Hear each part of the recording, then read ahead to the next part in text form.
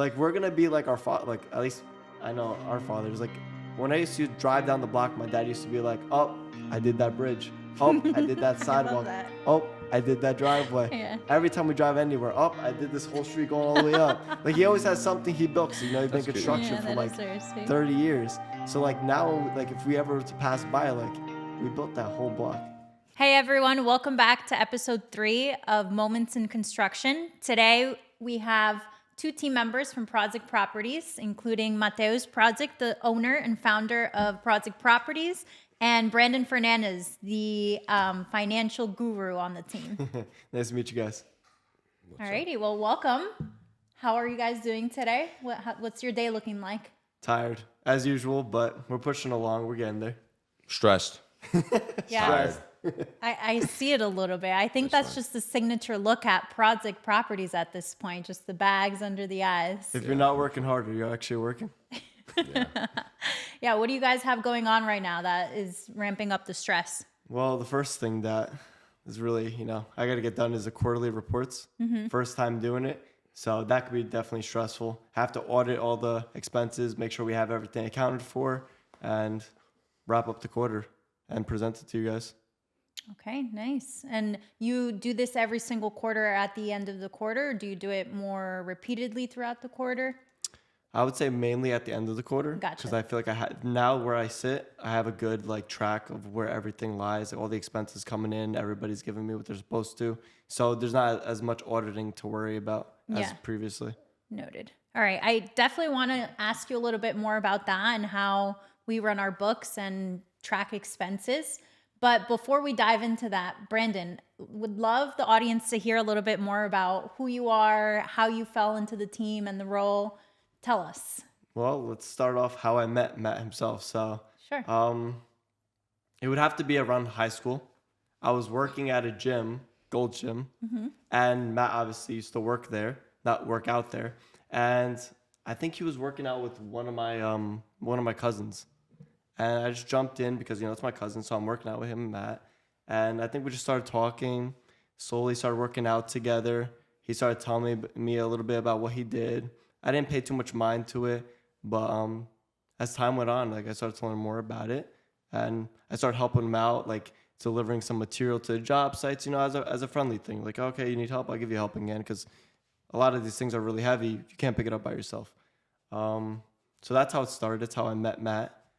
And then I went into college. I was actually talking to Alan the other day about this because he was surprised he didn't know this. I was a biology degree at first, major. And I wanted to do physical therapy. I wanted to do something in the medical field because I wanted to interact with people and be more personable. But that took a quick turn. After I knew I had to take chemistry, I was like, nope, not for me.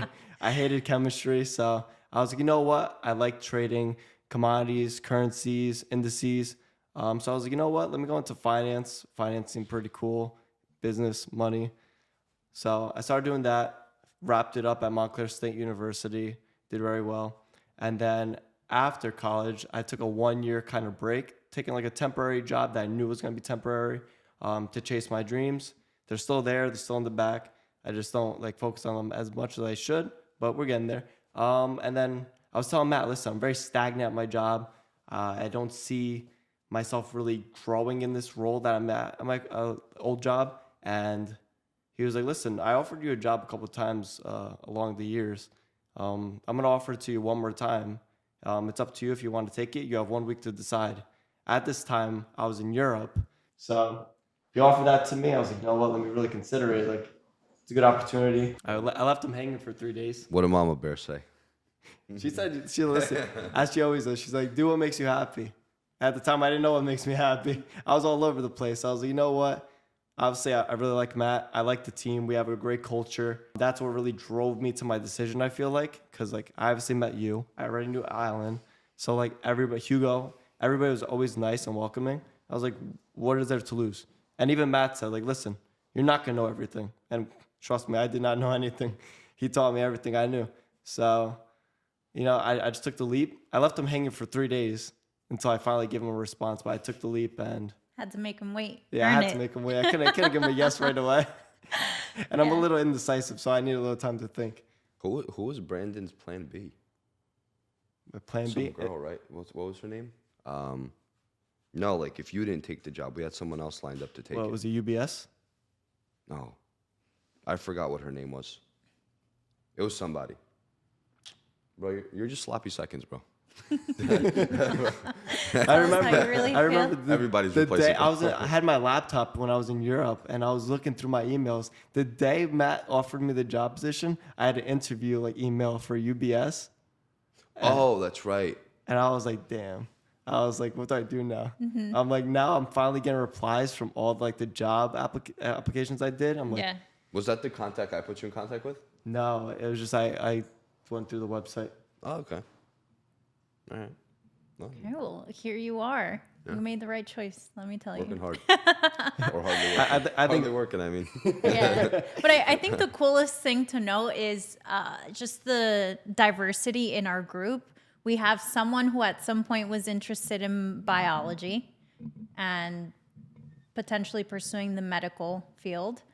We have someone that recently joined the team that is a website designer and has a master's in, I believe, engineering. Software engineering. Software Or engineering. development. We have, someone who's worked in sales. I myself, my background was in pharma, and so it's very cool to see just how eclectic our group is. Matt, I'm curious, did you have any other past lives before jumping into real estate?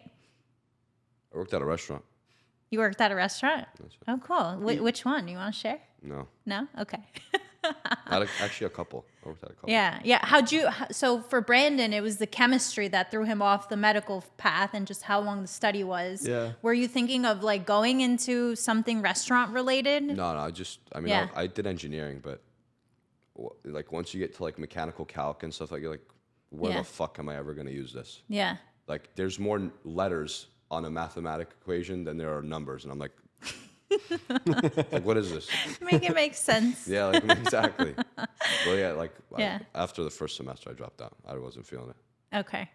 But yeah. Noted. But yeah, so it's pretty cool. But anyway, going back to how you guys met, Matt, I'm curious, what were those first interactions with Brandon like from what you remember? So Brandon said that I worked at Gold's. No, he worked at Gold's, and I worked out at Gold's. Yeah.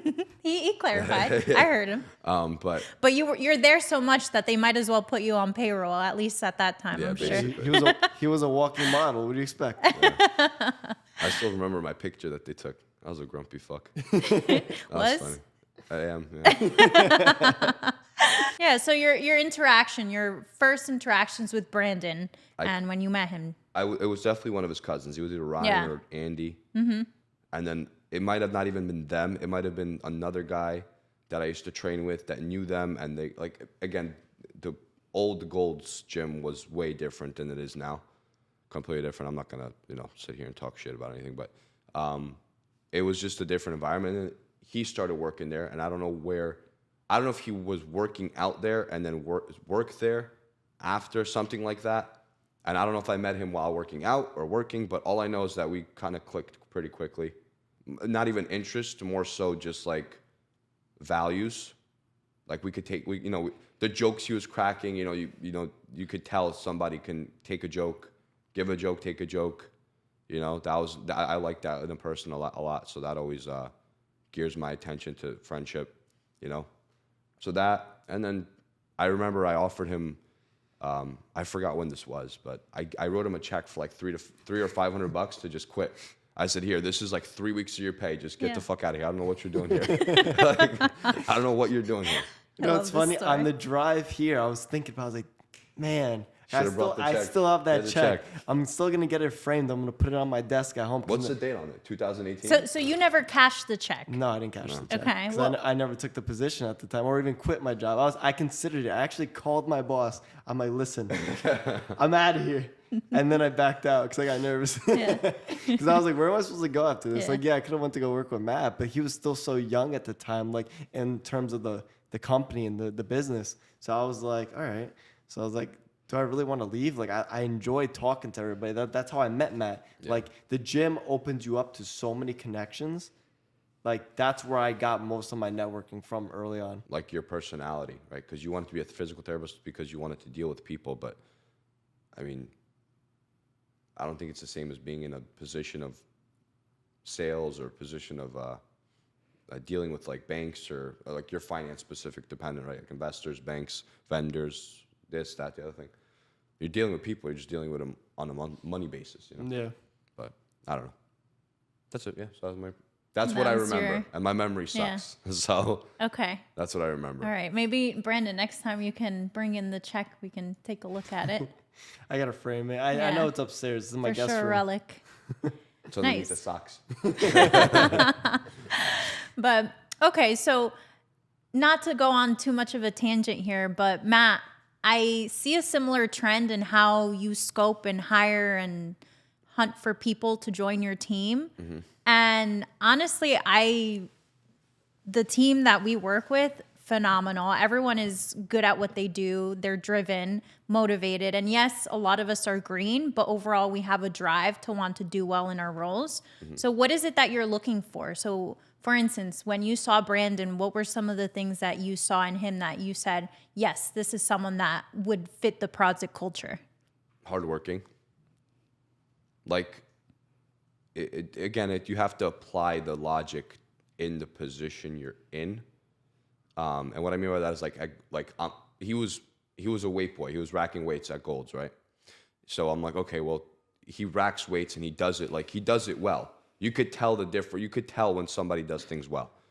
And again, you're not expecting him to get there and for 10 hours straight rack weights. You know, obviously that's not a something that an expectation you should have, right? So when he did it very well, but then he took breaks. You know, he took a couple hours break, but like his old boss, like, was never on his ass, right, about shit because he knew he was going to get it done, right? And that kind of applies. Like in consistency is more important than intensity, right? So making sure that you consistently have the same cadence, get the work done, this, that, the other thing that I looked for that, like consistency and personality, right? Like don't switch up on me. Like if you're going to be an asshole all the time, you know, or be a nice guy all the time, or don't do that. Being personable, and not personable, maybe that's the wrong word, but taking a joke or being a personality that is loose, that's a big one. It's a huge one. I hate uptight people that just like want to fact check and do all this other shit. Like, who cares? Like, at the end of the day, who cares? It's a feeling, you know, you just get the feeling. Mm. You know, you see certain things in people, you're like, oh, okay, makes sense. That's very exciting. I feel a lot of the connections that I've heard when I've asked you have definitely been either through the gym or high school. So you said something that resonates with me, and I remember you framing it this way. You said it's better to have consistent B players than sporadic A players, or something around those lines. Okay, yeah. So Brandon, speak to that a little more. How has that played out in your role so far, the consistency component? You got to be consistent in everything you do in life. You know what I mean? You can't just, sprint, tire yourself out, and then stop. Because if you just keep sprinting, you're going to quit. You need to consistently be chipping away at a goal because you're going to burn out. And the gym attests to that. Yeah. People go to the gym for 3 months, like, oh my God, I lost so much weight, and they stop. Like, I've been going to the gym for 16 years. Basically 7 days a week. It's a part of me. Same thing. It's the same concept. You know, if you go to the gym and you look a certain way, you got there by doing that. Consistency. Yeah. You know? Yeah, you see a lot of traits when it comes to and we keep referring back to the gym, but you see like a lot of similarities in people that go to the gym because they are very consistent. They are driven. Like they want to better themselves. Like they're always doing something that you can agree upon. Wait, he's giggling over here. You got to share. Inside joke. Yeah, we're giggling a lot. Inside joke. Oh, so you're going to giggle and then not share the joke? Yeah, of course. Now you have to crack one. No, Go. that's okay. Come on, I'll crack one. Yeah. So consistency. So Brandon, I want to ask you a little bit more about your educational background. So then you said you went to Montclair, you pivoted quickly after moving into or starting at Montclair. From there, tell us a little bit more about your educational background. What did you enjoy? What classes were your favorite? What did you stray away from within your finance studies? Well, the most memorable experience at Montclair State would definitely have to be when I got referred by my professor to be a part of the student management fund. And within that class, you were able to allocate the endowment of the Montclair State University to different stocks, ETFs. And it just gave us an opportunity to be like really hands-on with a large lump sum of money. Because I think around that time, it was approaching $500,000, which for a college kid, that was a pretty big lump sum to be handling by yourself. Absolutely, yeah. With like maybe 7 or 8 other classmates. So now we have something similar to that I was going to refer to. We have non-operational investments that we make more so for like a safety cushion. And we do the same thing. We find great potential picks in terms of equities or even crypto. And we just invest consistently every week a little bit, or we'll do one large lump sum into like a stock that we think is going to take off. And if it goes, it goes. If it doesn't, it doesn't. Because at the end of the day, you don't want to keep cash in the bank sitting there as a cushion doing nothing. So let's at least get some sort of return and have that safety net in the background, then just let it sit there. Right. Okay. So I kind of translate in that aspect. So you did have a little practice, at least in school. So Yeah. what was it about you that you think stuck out to your professor and said, this would be a good candidate for exposition? I think it's not so much like, oh my God, he's smart, he's this, he's that, because at the end of the day, there's a few other kids in the class that are excellent. Like what really like makes me stand out, I think whenever I got into like a classroom, I sat right in the front, right where the professor had his podium, and I would just look at him all the time. And I'd be the first one to have my hand up. Like I was always ready to participate, and I always wanted to sit in the front, not more so just to Nerd. like, yeah, not so much to be.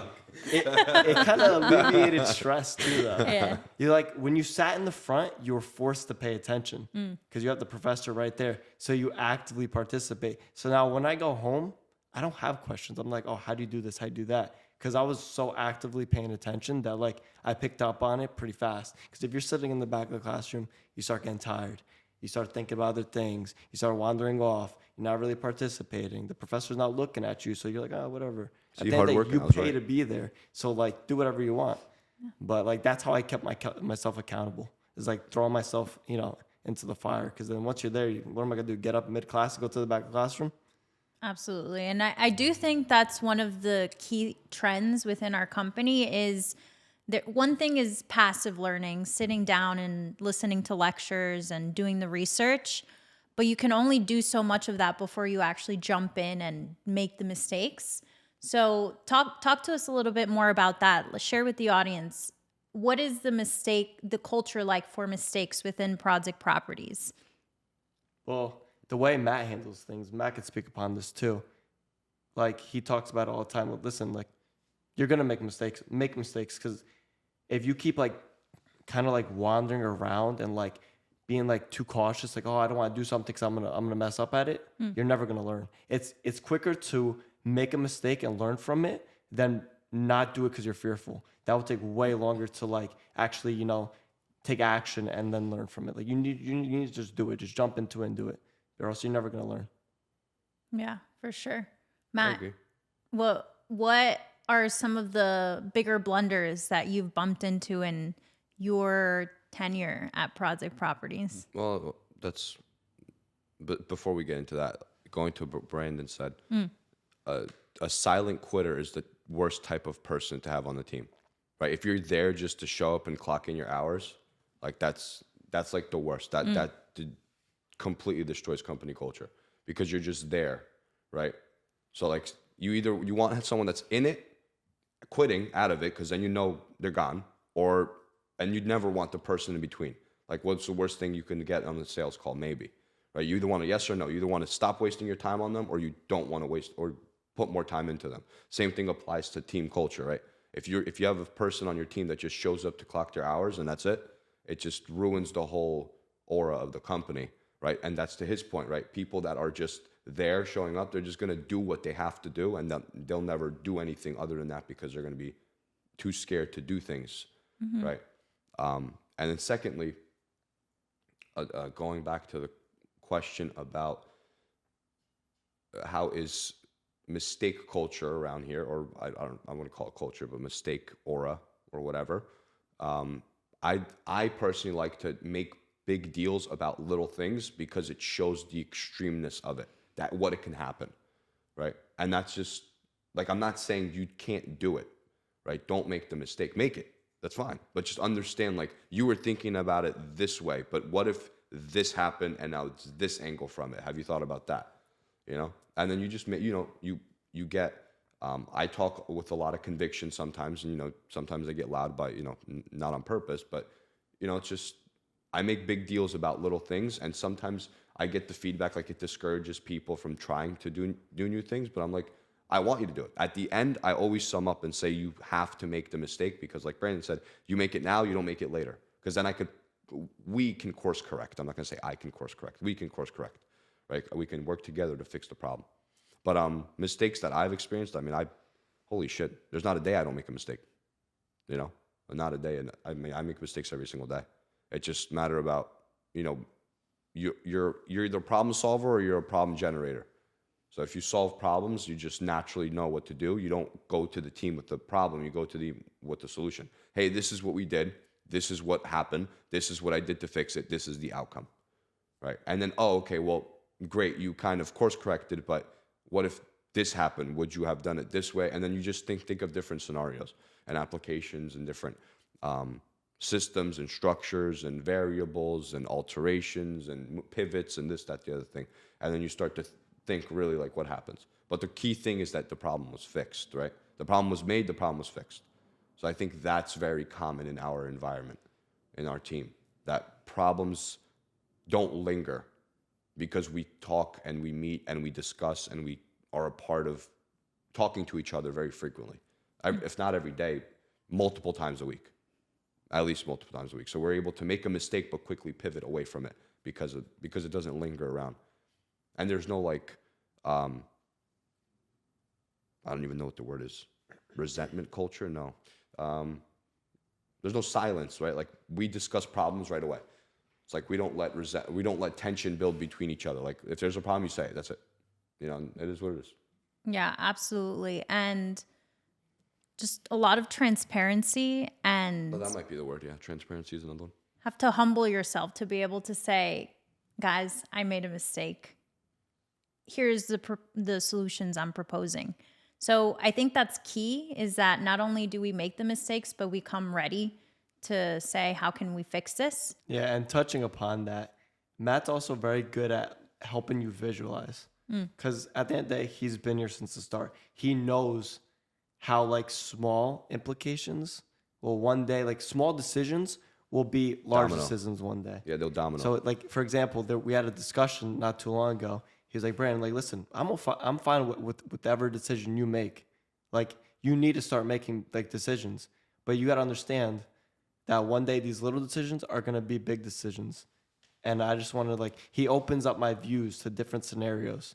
And it's just, I like that about Matt. He makes you think more broadly. Sometimes you're too focused on the now. He likes to make you think 3-4 years ahead. So I agree. There's overall a good balance. And Matt, you've made mistakes. You've learned from them. Therefore, when you train the rest of your team, you try to let them know, hey, I've done it this way and it hasn't worked. But you still provide that encouragement for people to go and find out their own style and their own way, given their strengths and given their particular experience. So I agree. It's a balance for sure. But again, we embrace the ability to be able to make mistakes and learn from them. Yeah, you show the end result, not the process. Absolutely. And you get to your end result as naturally as possible. Yeah. So I want to make sure we are able to pivot a little bit and talk more about, Brandon, something that you were talking about earlier, which is just the way that we do things in terms of finances at Prawdzik. And so tell us a little bit more. So how did your role start? What were you doing toward the beginning? And what are some of the things that you're working on now within your role? Okay, starting from the beginning. Obviously, I was brand new coming in. I didn't know the extent of everything, how detailed Matt was, how detailed the whole team was. So I started off basically with just simple bookkeeping, but that bookkeeping translate into a lot of other things. For example, I might just be recording a receipt, but the receipt holds value because that receipt gives us our square footage numbers. That receipt gives us insight to like how much we're spending on a monthly basis, on an annual basis. Like you can forward think and project with, you know, a pile of receipts are not just a pile of receipts. They give you data, they give you information. So, for example, like for every single build we have an expense sheet. We know every single penny that we put into that build and where exactly is it contributed towards rough masonry, plumbing, electrical, HVAC. So we know how much everything is costing us on a square foot basis. And even when we have our square foot, like, I guess you could say master sheet, you can quickly look at it and see discrepancies. You could see like, okay, the square footage, for example, for excavation for this house seems kind of low. Did we pay an invoice and never record it? Or did we actually use a different contractor?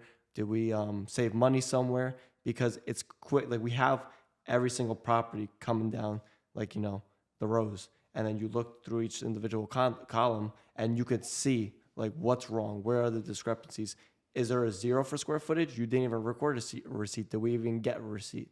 You know, you can quickly pick up on, you know, missing information / expenses. Dollar per square foot, not square footage. Yeah, dollar per square foot. Yeah, that seems to be ever since I've joined the company about 2 or so years ago now. That was one of the first things that Matt brought up, is just the importance of tracking money. Matt, where did you learn that? Is that more so through your experience? Is it a book that you read? Is it just over? Probably experience in book. Again, I just, like, what's the core of every business, right? Other than the people, it's the money, right? If you're not making money within 3 years of being in business, you just have a hobby, right? You can't pay people with emotion. You can't pay people like, what a good job. Yeah, good job. You know, like, people want money, people want raises, and the only way to do that is if you're making money, right? So yeah, I mean, I just learned, like, understanding that, like, just that principle, you just dissect it in every which way possible. Projections, historical data, current data, receipts, invoicing, categorization, vendors, gross profit, derivative of, like, say, gross profit labor, material, gross profit material itself, soft cost, all that stuff. Understanding where your money's going is the overarching principle. You know, that's all. Got it. And so, Brandon, are you taking part in this type of analysis for the company? Tell us how more so you keep track of this. Yeah, so we more so, as you could tell, we're no longer a small company. Small is in terms of the team, but not in the amount of projects we're doing. So money flies, and money comes in fast, money leaves fast. So one thing that me and Matt always go over is our cash flow statement. We always need to know where money's going to come in and where money's going to go out. And I feel like having a cash flow statement is like critical at this point. Like you need to know every dollar that's going out. You need to know how much you're spending operationally. You need to know how much you're spending per project, because if not, you're gonna run into a cash constraint, and then you're gonna be underwater for a little while till you get out. So Matt's really opened up my eyes on to how to kind of foresee the future in the short term, and knowing how much, like, revenue, or I wouldn't say revenue, but how much cash injection we need to further the projects. And yeah, that's another thing people don't understand, is that there's a difference between profit and loss and cash flow. You can be making money but going broke, right? Because it all comes down to your efficiency rate. That's another thing. I mean, I'm not going to get into that now, and that's a whole 3-hour conversation alone. But you could be growing broke. You can grow in every which way but run out of money. You can have a great business model, amazing team, everything is perfect, and just run out of money and go out of business. So cash flow and profit and loss are completely two different things. So that's why Brandon is very, very in charge of cash flow management many times a week. I'm hoping, at least once or twice a week, but hopefully many, many more times than that. Because, again, you have to project the money you need in order to achieve fluency, right? You don't want to run out of money, basically. So are you both the main drivers of the financial department? If so, does anybody else on the team get involved at any point, or is it mainly you two driving? Tell us a little bit more about in terms of what the team knows about the finances versus what you two are individually driving. I would feel like Hugo has a good kind of understanding of everything. Like he interjects a lot. He gives his opinion, his suggestions on where we should make strides. Talk about the financial call. The weekly financial call, like Sure. the one the educational one, or just the Monday meeting with everybody. Well, both. You could talk about both. So every Monday we have obviously our weekly meeting just to refresh the team, like, get the week ready. Like everybody talks about their tasks. But before we start that, we have a live tracker. And the live tracker basically displays our goals and where we're at the current moment. For example, our revenue number. Here's our target for the quarter, and how close are we to hitting it. Here's our gross profit. Here's how much. Now it's monthly. Yeah, now we're doing monthly because we want to be more detailed. More data, more details. Yeah.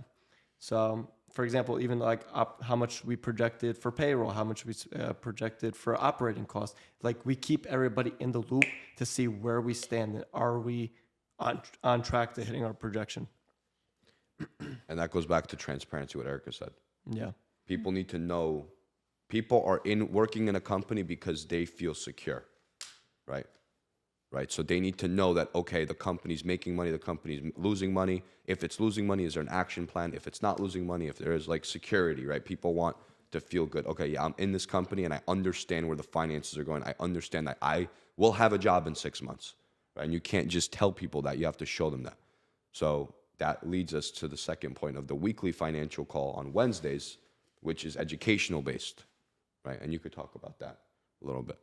Yeah, so every Wednesday we have a financial call in which either Matt or I will discuss a topic to further the education and the overall understanding of where the company sits financially, or how to understand like a balance sheet, or how to understand just where we sit in general. Just so everybody's in the loop. Like you don't need to be a finance major. You just everybody needs to know where we sit. If you make money and spend money, you need to know about money. Yeah. Period. And that's the best thing about having the live tracker, because people don't feel their implication like into the company. Like everybody, we all work together to, make money. And if you don't see an actual figure in front of your face, like, yeah, we have a goal. Everybody knows the goal. But like you need to see where we stand and how we're getting closer to that goal. Like everybody contributes to that. Yeah. Very important to understand that. For the dollar you get paid, you need to be generating tremendously more money for the company, or else you don't understand the basic principle of capitalism. You will never, like, that's the one thing that I always talk about, is like, if you think that you get paid what you're worth, you do not understand the premise of how business works. You get paid $1 because you're generating the company $3. And if you're sour about that, go live in Russia. Period. So it's just a fact. You'll never be paid what you're worth because business will not live otherwise. Business needs a margin to live off of and keep you secure, and then grow and then pay you more, and then grow and then pay you more, and so on and so forth, right? But people are like, I'm worth 300,000. Yeah, kiss my ass. So it's just simple fact, So yeah, the Monday morning weekly team huddle, and then the Wednesday weekly financial training, which we talk about money related things that the regular person should know and understand, and that we set a standard that you need to understand, right? So that's kind of how I would sum up everything you said. And when did we start doing this exactly? Was there something that happened that suddenly you were like, we need to start doing this? Or no, like this is accurate. Like if we want a company about transparency and making mistakes and learning and understanding things, like people need to know where money's going. Like people have to understand that me as the runner or CEO of the company, I'm not just laughing my way to the bank with this money. Like share what's the saying in the book? Share the amnesia, right? If the company's faltering, it's not because I did something wrong. It's because we collectively did something wrong. So why the fuck am I the only one stressing about it? Like listen, it's not my problem that we're not making money. It's not my problem we lost this month. It's not my problem that we lost on this project. It's our problem. So let's figure it out. Yeah. Because one head is way worse than 16 heads or 20 heads or 30 heads in a decision, you know? Yeah. Now, granted, somebody needs to be the final shot caller, but that's what you do. You take, what's a survey or whatever you want to call it, a poll, a survey, an understanding from everyone's point of view. And then you say, okay, well, given everyone's point of view, I see it from all these different angles. This is the decision, right? So that's kind of, so yeah. So when probably September of last year, maybe sooner, August, maybe. I'm trying to remember. It was a while ago. Well, it was a good chunk of time ago, but it's still relatively new. So Got it. So for our audience members who are curious as to what you were reading at the time, do you recall the name of the book? no. No. I know learning is really emphasized at Prawdzik, and that's just ingrained within the culture, is we all are always trying to learn something new. So Brandon or Matt, is there anything that you're actively reading that has maybe sparked new ideas that you're implementing now? I read one book. Well, there's two things I want to touch upon. In your Yeah, life? go for it. There's One two fish, things. two fish, three fish. There was one book I was reading about a CFO, and it kind of like, it pointed out something to me that it just made it clicked. It made sense. So at the end of the book, it was basically just discussing like the relationship between the CFO and the CEO. It was like the CEO needs to trust you, because if he doesn't trust you, you're not going to get anywhere. And I'm like, wow, you know what? Matt does trust me. Like, obviously, I'm not making the most critical decisions, but you know, he trusts me. Like, I have access to everything. If you have access to my bank account, I trust you. Yeah. Trust me on that. No, it's funny. Absolutely. No, it's funny. In the book, it was like basically saying like, oh, the CEO should be able to be like, here's all the money from the company. Like, I trust you. Like, do what you think's best. I'm like, wow, that's a lot of trust. I'm like, obviously, we don't exactly do this here, but like, yeah, Matt trusts me. Like, I have access to everything. So it's good to know that like he has that trust in me. And obviously, I'm still developing into my role, and I'll have more implication on everything. But having that trust is like, I feel like a key component in being anything relative to like a higher financial role. You know, if they don't have trust in you, they're not going to put you in a position to be critical or significant within that company. And it goes back to what I was saying. Like, you have to breed that. You have to teach that, right? Like, you can't expect to just give you can't just give somebody something and say, okay, figure it out. Like, you have to teach it, right? At least the basics, and then work your way into that. Like, you can't take it to second base if you don't even understand how to get to first base, right? Simple stuff. What's a balance sheet? What's a cash flow statement? What's a P&L? And then work your way in there, because every single component of that, there's like tremendous amount of data and derivatives that you can come up with, and percentages and efficiencies and this, that, the other thing that most people don't even realize are there, but you can quantify almost any single thing you could think of. That's another reason, going back to your original question of how I got so detailed in receipt tracking, is that numbers don't lie. Everything is quantifiable. Everything. Emotion could be quantifiable too if you really take the time to data track it, right? And I can go into that as well, but that's a whole nother conversation. But yes, the trust is there, because it also builds on that shared amnesia quote that I kind of live by, right? Like, there's no reason for me to be taking on all the stress, but how can I expect others to take on the stress if I don't even trust them? And how can I trust them if they don't even know what the fuck they're doing? You know? And how can I complain about them not knowing what they're doing if I'm not teaching it? So it all full circle back to me anyway. It always falls on my lap regardless. So, yeah. Yeah. Pretty much. And the other point I wanted to touch upon, I'm reading another book recommended by Matt. Dr. Seuss. Yeah. I mean, Sean Silverstein? it's taking me a long time to finish that book. I don't know why. But no, basically it's going over like the cash conversion cycle, and that's what me and Matt are trying to derive. Did you finish it? No, I didn't finish it. Oh my fucking Too God, busy. bro. We got too much work going Oh, on. you're going to out him on the I gave you 30 pages. We got to too read much work through. going on. I'm getting hit from the left, 30 right. fucking pages. I walk into the office yesterday. I'm like, yeah, I'm just going to record receipts all morning. I did like maybe 1 hour of receipt recording. The rest was God knows what. We're talking to our hard money lender. We're doing this. We're doing that. Yeah, I yelling. think every My time testosterone There was was pumping. there was a crime scene outside of the office. Somebody accidentally, unfortunately, got hit. someone didn't bring a receipt to Brandon and the rage That's just it, couldn't that's be it. held in any longer. The cops came, crime scene. No receipts. You go straight to jail. That's how it should be, though. Bystander. Alan's in the background right now. Nobody could see him, but I know Erika was kind of coming at him like, Alan, why didn't you give Brandon the receipts? I mean, it's important. Like back to Matt's point, every cent needs to go tracked. We need to know where everything's going, who's spending what, in order to be able to analyze and take the business to the next level. But yes, the book I'm reading right now has to do with the cash conversion cycle. So basically, for every dollar that we put out, like how long did it take for us to get it back?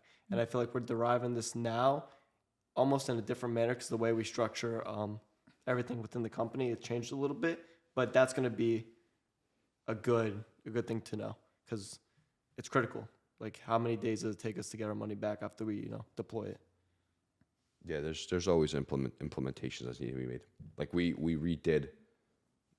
we look way more appealing on paper now than we used to. Mm-hmm. I mean, everybody knows this. Home building banks wouldn't touch you with a 300-foot stick. Like banks don't like home builders because they're too cyclical based on market. But I think we've done a good job at isolating ourselves from that because we do very good in our marketing and are very good in our sales team and teams and processes where we eliminate that quote unquote risk that these banks and other people look at and say, oh, well, the only time you can actually make money is if you liquidate. If there's no liquidation point or if you can't sell the product and you sell for less than what you want to sell, you make no money, right? Which is, again, we do a very good job at eliminating that by pre-selling almost every single home we have. And now you have to sit there and think, okay, well, how much percent of that is luck? How much percent of that is market driven? How much of that is actual company driven? And the more it happens, I'm like, this can't just be market driven. Like, yeah, there's no inventory, but why are people picking our home versus another home?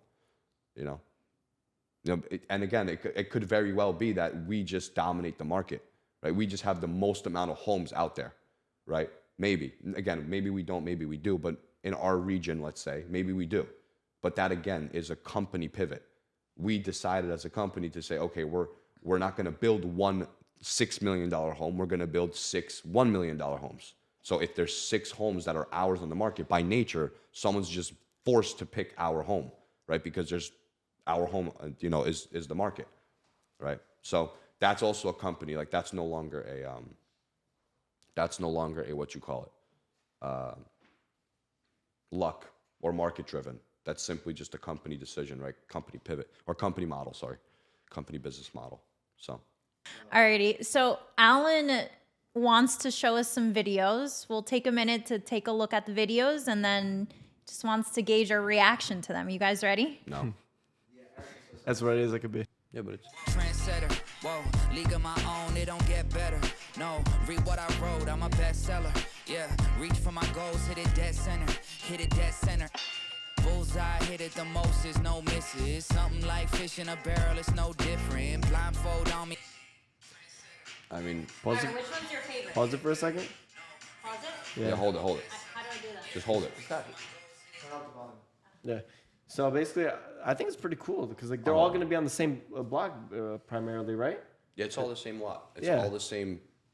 So if you really think about it, we have our own little we're we building our own talked about community. we talked in about Scotch this Plains. last time. They need to rename the street to Prawdzik Way. Yeah, that would see. We're basically Isn't building that our process? Yeah, that's right. the whole lot is going to be covered with like our homes. That's pretty cool.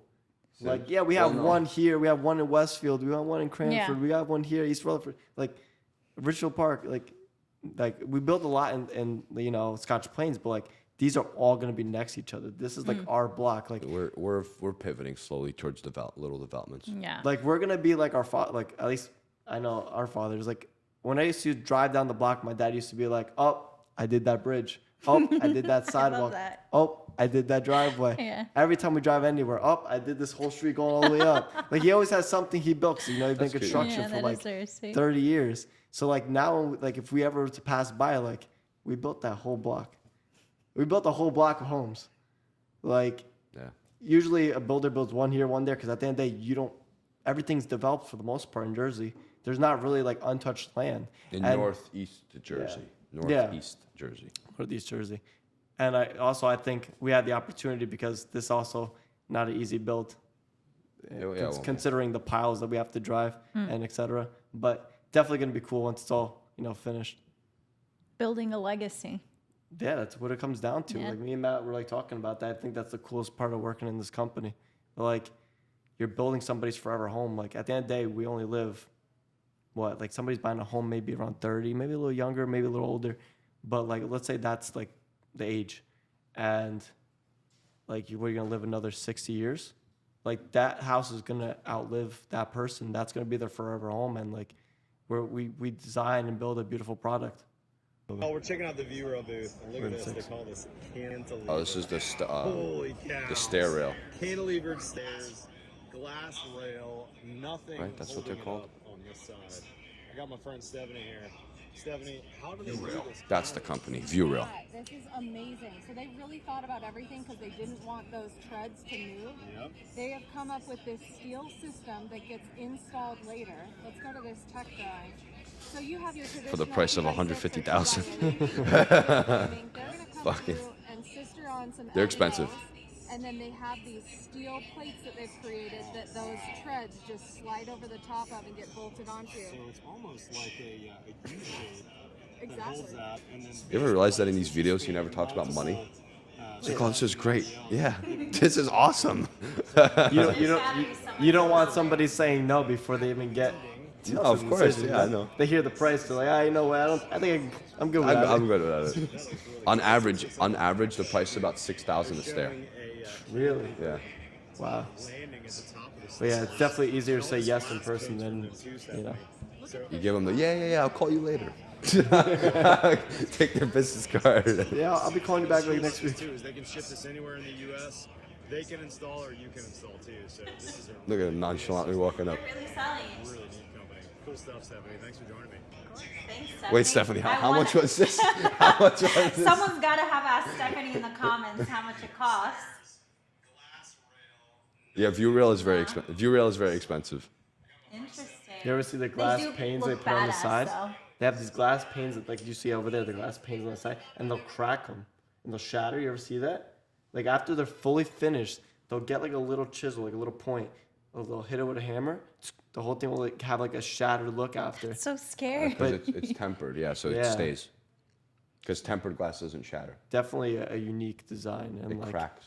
Do you think we'll ever have a design like that? No. Maybe like one Not for our stair. price point. No. Not for our price point. Not specifically that company, but that style of No, So now, not like- for our price point. No, That- you need to be selling for I like guess $2 it million. goes back to like what do you need in order to install More those? a higher price point. No, but like not even the price point. Like I guess like Oh, you have to. Yeah, there's definitely details to the framing for sure. yeah. But it's But it's still just framing related. You don't have to actually put like something like I don't know like a solid wall like concrete or anything like. no. They just talked about it. They frame it and they put steel. They mount a steel bracket to the framing. Could and be. then later on the finish, once you finish sheetrocking, they slide the treads into like holes. Could be an upgrade option, but it's Yeah. it's also like that would have to be a very expensive upgrade Yeah, option because for sure. you also got to think. Do 4,000 a step. Typical our steps are 12 by 2 because you have the basement to first to second. So that's 24 times 4. What is that? 96. 100 grand just for stairs. Yeah, pay that, bro. Listen, that's cheap. Wait, that's we can nothing. offer it as an For you, option. yeah. Whether people will take that option, whole different story. Listen, for if you sure. can't pay $100,000 for stairs, you must be broke. Okay, last one.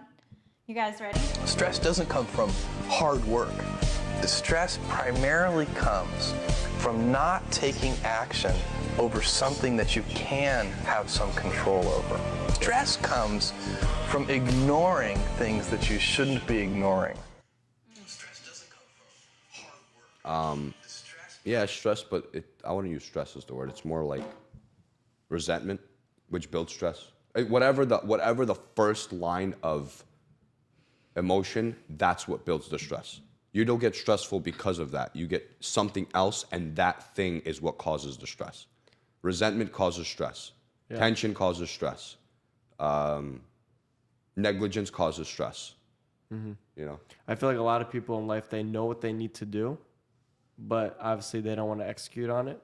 It could be because they're lazy. because they're in their own head. Or they're in their own head. And obviously your life would be better if you did execute on it and you always think in the future. So it obviously brings upon stress, you know? Yeah, absolutely. Taking that plunge into the water, per se. All right, so those were our reaction videos. That brings us to the end of our episode today. Thanks, guys, again for your time. Brandon, Matt, always a pleasure. So with that, guys, we have a few homes coming up, and we're constantly posting them on Instagram in case you want to stay tuned with some of our new and upcoming styles, different projects that we're working on. You're welcome to follow our Instagram at Prawdzik Properties. Give us a like and subscribe, and thanks for supporting us.